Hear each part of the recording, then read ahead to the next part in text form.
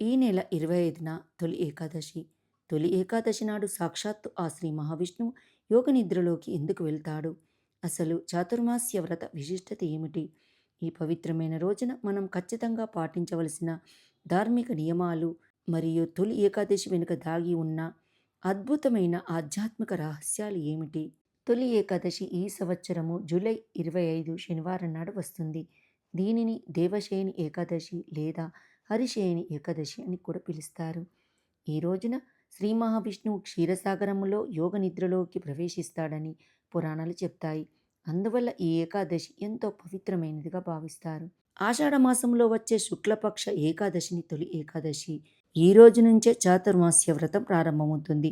శ్రీ మహావిష్ణువు 4 నెలల పాటు యోగ నిద్రలోకి వెళ్తారని పురాణాలు చెప్తాయి. తొలి ఏకాదశి రోజున ఉపవాసం ఉంటే 24 ఏకాదశులు ఉపవాసం ఉన్న పుణ్యం లభిస్తుందని పండితులు చెప్తారు. ఈ రోజున సత్యనారాయణ స్వామి వ్రతం చేస్తే విశేషమైన శుభ ఫలితాలు కలుగుతాయట. శ్రీహరిని భక్తి శ్రద్ధలతో పూజించి విష్ణు సహస్రనామం, భాగవతం వంటి పవిత్ర గ్రంథాలను పఠిస్తారు. రాత్రి జాగరణ, భజనలు, కీర్తనలు చేస్తూ జాగరణ చేయడం వలన సకల పాపాలు తొలగిపోతాయని నమ్ముతారు. తొలి ఏకాదశి పూజా విధానం తెలుసుకుందాం. ఫస్ట్ బ్రహ్మముహూర్తంలో లేవాలి. ఉదయం స్నానం చేసి శుభ్రమైన వస్త్రాలు ధరించాలి. 2 పూజా స్థలాన్ని సిద్ధం చేసుకోవాలి.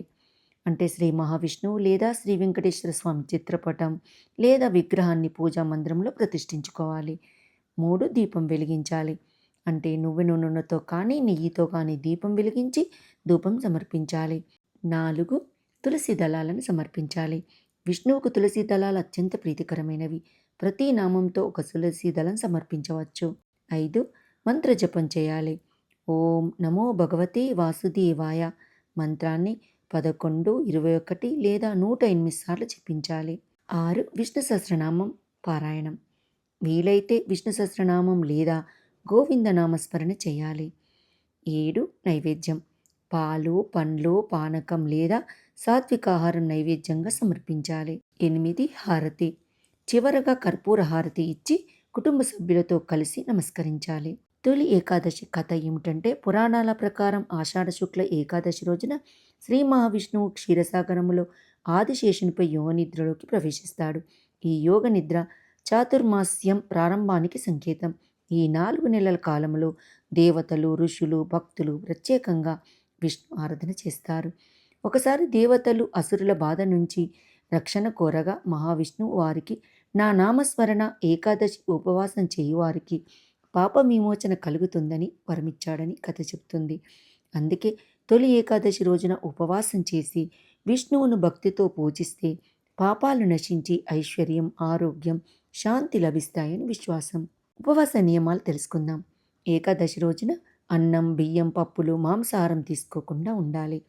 వీలైతే నిర్జల ఉపవాసం చేయవచ్చు. ఆరోగ్యాన్ని బట్టి పాలు, పండ్లు, నీరు తీసుకోవచ్చు. రోజంతా విష్ణునామస్మరణ, భజనలు, పారాయణం చేయడం మంచిది. రాత్రి జాగరణ చేసి హరినామ సంకీర్తనం చేయడం పుణ్యప్రదం. ద్వాదశి రోజున ఉదయం పారణ చేసి సాత్వికాహారంతో ఉపవాసాన్ని ముగించాలి. ఈ రోజున చేయవలసిన ముఖ్యమైన జపం ఏంటంటే, ఓం నమో భగవతే వాసుదేవాయ. ఈ మంత్రాన్ని భక్తితో జపిస్తే శ్రీ మహావిష్ణువు అనుగ్రహం లభిస్తుందని శాస్త్రాలు చెబుతున్నాయి. చాతుర్మాస్య వ్రతం. ఈ 4 నెలలు భక్తులు తమ ఇష్టమైన పదార్థాలను ఆ దేవుడి అనుగ్రహం కోసం వదిలేస్తారు. మనకు అత్యంత ఇష్టమైన శ్రీ మహావిష్ణువు కోసం త్యాగం చేస్తే మనకిష్టమైన ప్రతిఫలం లభిస్తుందని భక్తులు నమ్ముతారు. ఈ 4 నెలల పాటు వివిధ ఆహార పదార్థాలని భక్తులు త్యాగం చేస్తారు. ఈ కాలంలో దానాలు, ధర్మాలు, నదీ స్నానాలు చేస్తే మంచి కలుగుతుందని పండితులు చెప్తారు.